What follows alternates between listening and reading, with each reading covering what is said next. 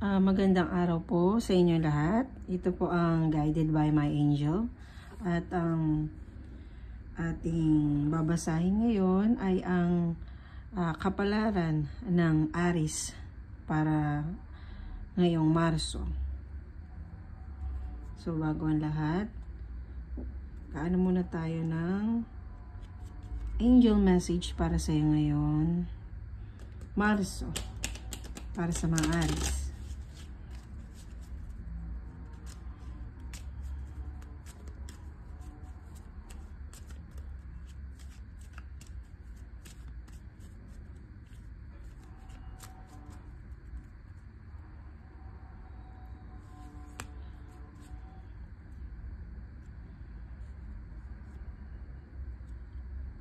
Opportunity. So, ngayong Marso Aries, kung ano man yung mga darating sa iyo ngayon ng mga opportunity, siguro that embrace mo. Any opportunity, whether short time lang siya or long term, or sabihin natin na magbe-benefit ka in a short time or mas magbe-benefit ka in the long run, is kahit anong opportunity na i-aalok sa'yo ngayon, may kita mo opportunity, kailangan mo embrace ngayon dahil kahit paano kikita ka pa rin doon, at kahit paano din naman is magkakaroon ka naman ng knowledge doon. So whether by emotionally, financially, mga ganun yung mga makukuha mo dun sa opportunity na makikita mo ngayon. Marami kang pwedeng maging napagkukuhaan. So yung angel na nakagabay sa ngayon is spiritually dinadaan ka o inilalapit sa iyo yung mga tao na yon. So connect ka lang at mararamdaman mo naman, mafe-feel mo naman yung mga yon, whether kung isa, dalawa yun, di grab mo lang siya, diba? So lalo na medyo nahihirapan ka rin on financial mo ngayon at medyo marami kang iniisip wala nung papasok yung taon na to.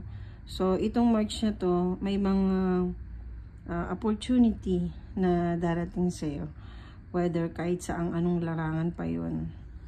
So ayan, babasahin natin ang ating tarot card. Aries. Para ngayong Marso, mga Aries.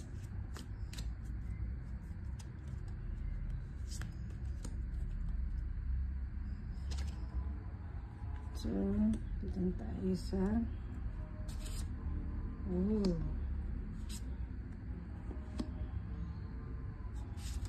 reverse lahat ng card mo, no? Ngayong March. So tignan natin kung bakit to naka-reverse. So may meaning lahat naman yan. So ang yung first card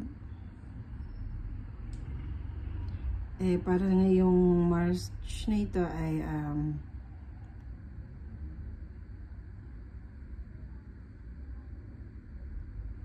magkakaroon ka ng sabihin natin na self-doubt ngayong March. Yung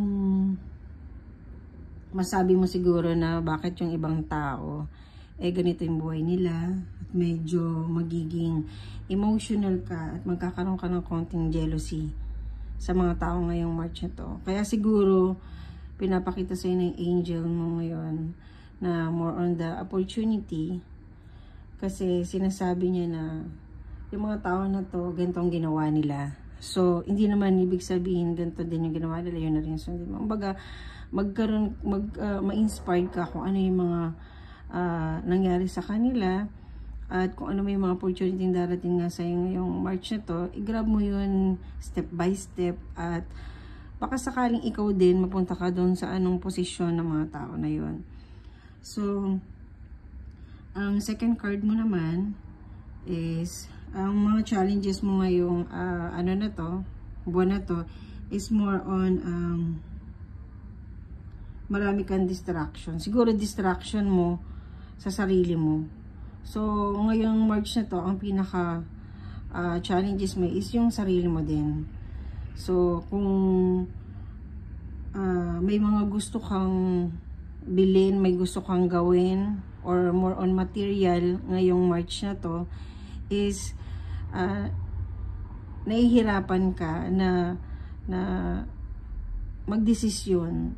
Kasi nga, medyo ano ka ngayong March yung urong-sulong ka ba? Urong-sulong ka sa mga desisyon mo na gustong gawin. Pero sabi nga sa'yo ng card kanina, is more on for opportunity. Tumingin ka lang dun sa mga opportunity na nakalaan lang para sa'yo. So, kung ano may mga distraction mo na yon, at ikaw nagkakaroon ka ng mga self-doubt ngayong March, siguro yun yung yun muna siguro yung sabihin nating no muna. So kung syempre kung ano yung mga challenges, may mga may mga unexpected din tayo ngayong buwan na to. So ang unexpected mo ngayong buwan na to is wag kang may mga tao naman na gustong manipulate ka, na manduhan ka kung saan mo siguro dadalhin yung pera mo, or kung saan ka siguro pupunta, or kung anong decision mo. Siguro yung distraction na sinasabi kanina nung card mo, the second card, is yun nga, sa dami ng gustong magbigay sa'yo ng idea, sa daming gustong magmanipulate sa'yo, is ikaw mismo nagkakaroon ka na ng ganong klaseng distraction.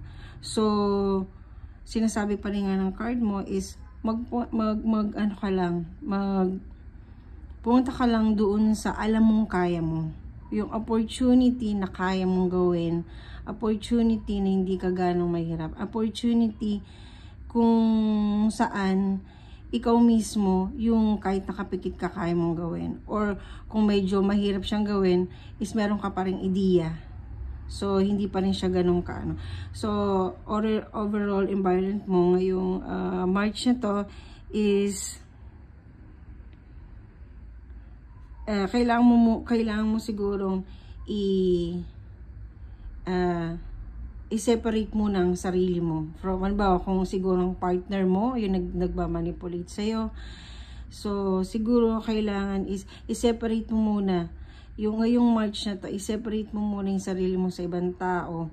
Ikaw muna, sa sarili mo muna, kung ano yung mga gusto mong gawin at gusto mong maging desisyon.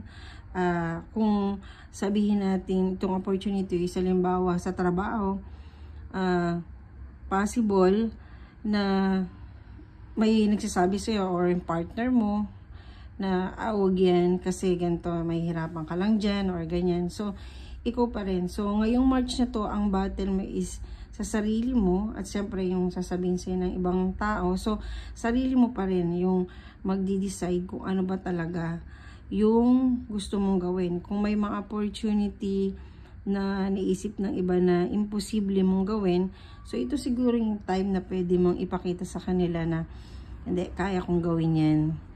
Na hindi ako pwedeng matibag na lang ng mga sasabihin ng ibang tao lagi. Kasi, ano ka naman, ang character nyo naman, mga Aries, is yung hangga't maaari, yung pagiging brave ninyo talaga. To the extent na kaya kong gawin to kahit hindi naman. So, yung ganun siguro na pag-drive mo, yung drive mo, yung bravery mo, doon mo siguro gamitin ngayong March na to.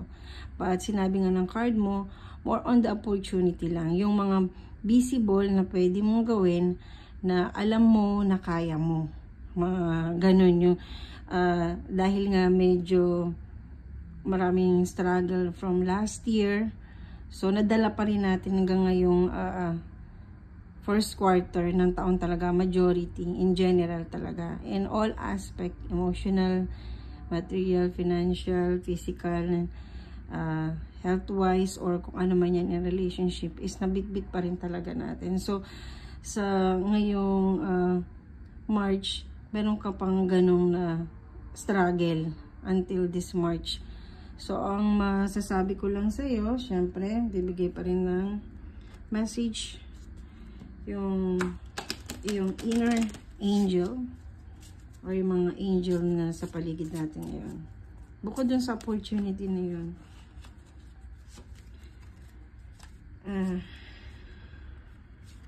Connect with the music.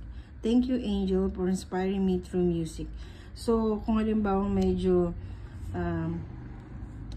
nahihirapan ka or medyo naguguluhan ka na parang pili mo sasabog na yung utak mong kakaisip. Siguro more on kung meron kang music na pakikinggan is more on ma-relax ka or ikaw mismo meron kang instrumentong ginagamit mo tulad ng gitara na ginagamit ng angel dito or kahit any musical instrument na doon mo mailabas yung stress mo, yung fear mo is gamitin mo dahil yun ang pinaka stress relief mo ngayon is music. So doon ka muna maglabas, wag sa ibang tao kundi sa music at siyempre yung sarili mo na din para maprotektahan mo din kung ano ba talaga ang gusto mo. So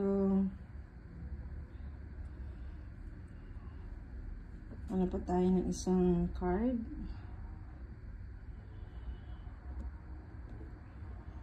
Na pinaka advice pa ng ating card para sa iyo, Aries. Okay. Ace of Sword. So clarity, logic, power, heart of the matter. So insight yung idea. So yun nga. Ang pinaka messages pa sa iyo is mag-start ka ulit.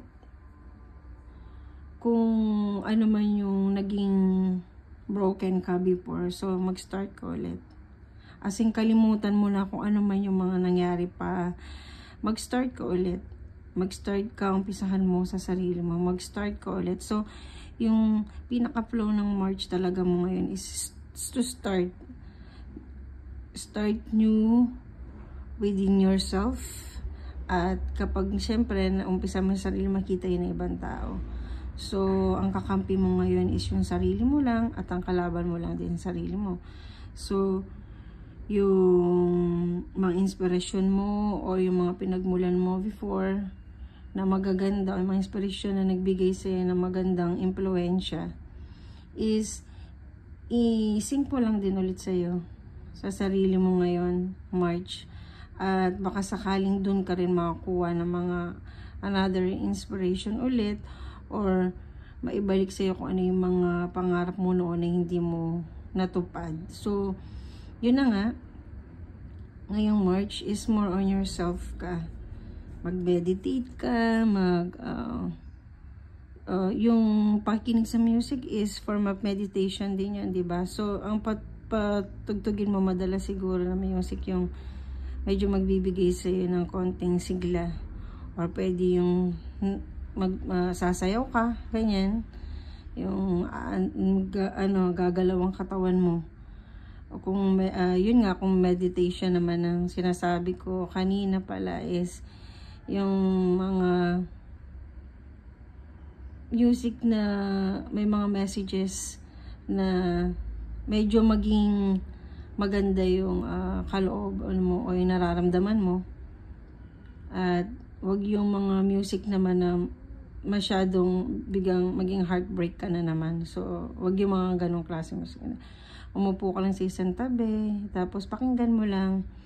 At kung gusto mo naman nga na yung mag-let loose, yung namang music na medyo iinda ka naman.